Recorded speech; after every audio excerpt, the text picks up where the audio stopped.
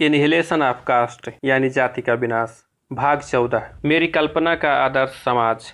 मुझे आश्चर्य नहीं होगा यदि आप में से कुछ लोग जाति द्वारा उत्पन्न विषादपूर्ण स्थितियों की इस थकाऊ कथा को सुनते सुनते ऊब गए होंगे। इस कथा में नया कुछ भी नहीं है, इसलिए मैं अब समस्या के रचनात्मक पक्ष की ओर मुड़ूंगा। अगर आप जाति को नहीं चाहते तो आपका आदर्श समाज क्या है? यह प्रश्न आपके द्वारा पूछा जाना अवश्यंभावी है। अगर आप मुझसे पूछते हैं तो मैं कहूँगा मेरा आदर्श एक ऐसा समाज होगा जो स्वतंत्रता, समता और भ्रातृत्व पर आधारित हो। और क्यों ना हो, भ्रातृत्व पर किसी को क्या आपत्ति हो सकती है? एक आदर्श समाज को गतिशील होना चाहिए। वह ऐसे माध्यमों से भरा हुआ होना चाहिए जो एक हिस्से में होने वाले परिवर्तन को दूसरे हिस्सों में ले जाने में सक्षम हो। एक आदर्श समाज में बहुत सारे हित होने चाहिए जिनका सचेत रूप में संप्रेषण होगा और जिन्हें सभी के द्वारा साझा किया जाएगा। साहचर्य की अन्य विधियों के साथ संपर्क के विभिन्न प्रकार के और स्वतंत्र बिंदु होने चाहिए। दूसरे शब्दों में सामाजिक अंतराभिसरण अनिवार्य है। भ्रातृत्व यही है जिसका दूसरा नाम है लोकतंत्र। लोकतंत्र सिर्फ शासन संचालन करने की एक शैली नहीं है, बुनियादी रूप से यह सम्मिलित जीवन जीने की संयुक्त रूप से संप्रेषित अनुभव की एक विधि है। सारतः यह कि अपने साथ रहने वालों के प्रति सम्मान और श्रद्धा की भावना है।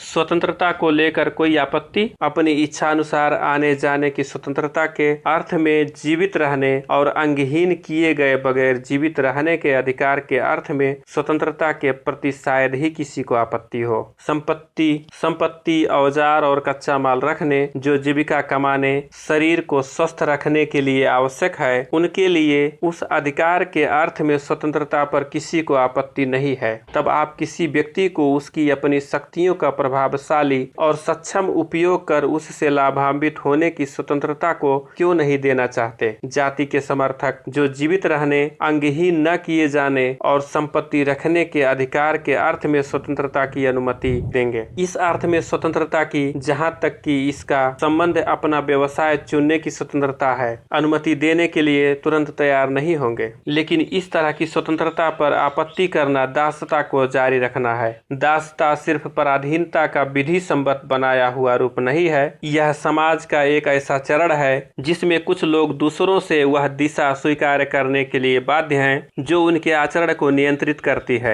यह स्थिति वहां भी पाई जाती है जहां कानूनी अर्थ में दासता नाम की कोई चीज नहीं है। यह वहां भी पाई जाती है जहां, जैसे उदाहरण के लिए जाति व्यवस्था में, कुछ लोगों को ऐसे व्यवसायों में बने रहना पड़ता है जो उन्होंने खुद नहीं चुने हैं। समानता पर कोई आपत्ति? फ्रांसीसी क्रांति के नारे का यह सर्वाधिक विवादास्पद हिस्सा है। समानता पर आपत्तियां तार्किक हो सकती है और यह तो स्वीकार करना ही होगा कि सब मनुष्य समान नहीं होते। लेकिन इससे क्या? समानता एक काल्पनिक वस्तु हो सकती है, लेकिन फिर भी नियंत्रक सिद्धांत तो इसे ही बनाना होगा। किसी आदमी की शक्ति इन चीजों पर निर्भर है। 1. शारीरिक अनुवांशिकता।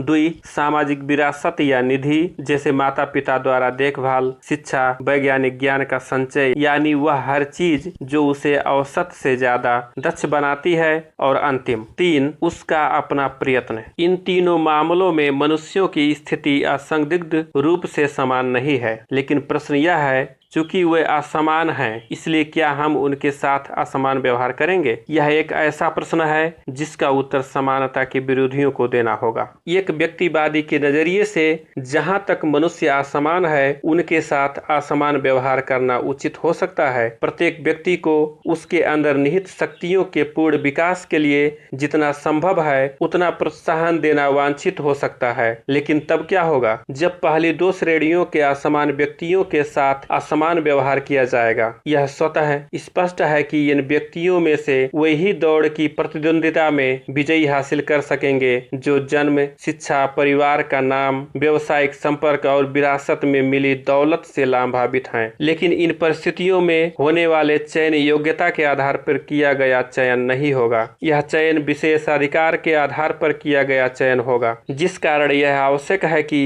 तीसरी श्रेणी में हमें मनुष्यों के साथ असमान व्यवहार करना करना चाहिए। उसी कारण से यह भी आवश्यक है कि प्रथम और दूसरी श्रेणी में हमें मनुष्यों के साथ जितना संभव हो उतनी समानता के साथ व्यवहार करना चाहिए। इसके विपरीत तर्क दिया जा सकता है कि यदि समाज के लिए अपने सदस्यों से अधिकतम प्राप्त करना अच्छा है तो यह अधिकतम वह तभी प्राप्त कर सकता है जब वह दौड़ की प्रतिद्वंदिता शुरू होने के ठीक पहले ही सभी को जहां तक संभव हो सके समान बनाए। यह एक कारण हुआ कि हम समानता से पलायन नहीं कर सकते, लेकिन हमें समानता को स्वीकार करना ही पड़ेगा। इसका दूसरा कारण भी है। राजनेता का सरोकार बहुत बड़ी जनसंख्या से होती है। उसके पास न तो इतना समय होता न इतनी जानकारी कि वह प्रत्येक व्यक्ति का आवश्यकता या योग्यता के अनुसार उसका अलग अलग मूल्यांकन कर उसके साथ न्याय कर सके। मनुष्यों के साथ न्याययुक्त व्यवहार कितना ही अभिलाषित या तर्क संगत हो, मानवता का पृथकीकरण वर्गीकरण नहीं किया जा सकता। इसलिए राजनेता को किसी न किसी मोटे या तैयारशुदा नियम का पालन करना ही होता है, और वह मोटा या तैयारशुदा नियम यह है कि सभी मनुष्यों के साथ समान व्यवहार किया जाए। इसलिए नहीं कि वे एक जैसे हैं, बल्कि इसलिए कि मानवता का पृथकीकरण और वर्गीकरण असंभव है। समानता के सिद्धांत में यह एकदम स्पष्ट दिखाई देने वाली त्रुटि है, लेकिन सारी स्थितियों को ध्यान में रखते हुए एकमात्र तरीका यही है जिसका अनुकरण कोई राजनेता अपनी राजनीति में कर सकता है, जो एक निष्ठुर रूप से व्यवहारिक मामला है और जो एक निष्ठुर रूप से व्यवहारिक कसौटी की मांग करती है। आज के लिए इतना ही, बाकी अगला वीडियो में। धन्यवाद।